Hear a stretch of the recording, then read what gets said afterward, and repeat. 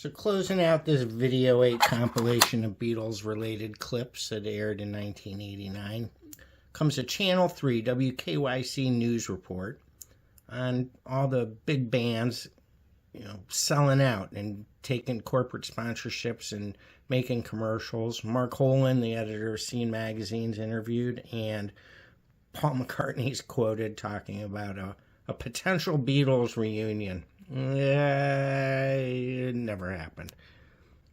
But they never die.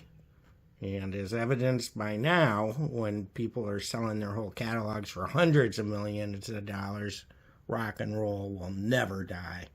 McCartney said up until now a reunion was not possible because of litigation between the former band members. The legal problems have now been ironed out, and McCartney is quoted as saying, quote, "We might get together to play after all this time."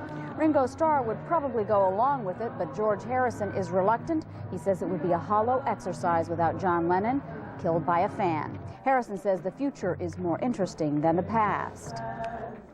Well, rock rebels of the 60s are surprising their fans as they enter the 90s. Tonight, Channel 3's Jim Hooley reports the heroes of the Big Chill generation are turning into the Big Shill generation.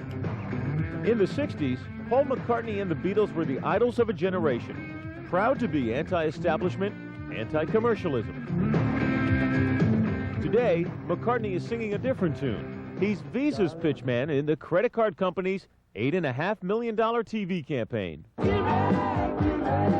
The Rolling Stones, rock and roll's bad boys, have cleaned up their act for Budweiser. And Steve Winwood's nights are a lot better these days, thanks to Michelob.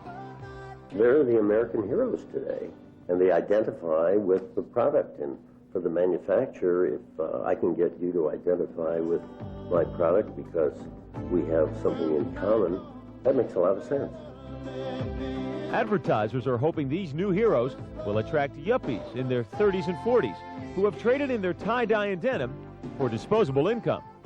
But some rock fans, long loyal to the likes of Paul McCartney, the Beatles, and the Rolling Stones throughout the 60s, say this 80s commercialism is pure sellout. You just look at these people and you say, well, they represented something to us in our lives. And you say, well, they're doing this, they're, shall we say, prostituting themselves.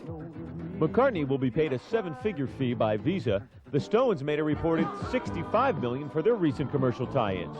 For the new musical pitchmen, it's art for art's sake, money for commercial sake. Jim Hooley, Channel 3 News.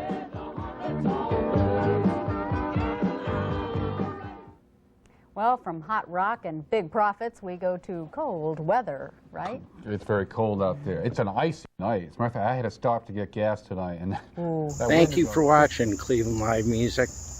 Don't worry, this cop that's approaching is not going to interrupt great uploads. He hopefully supports the channel as much as you folks who hit the subscribe button do. There's Patreon and GoFundMe information that I doubt he's going to do. You can. But subscribe. Keep watching. That's all that counts.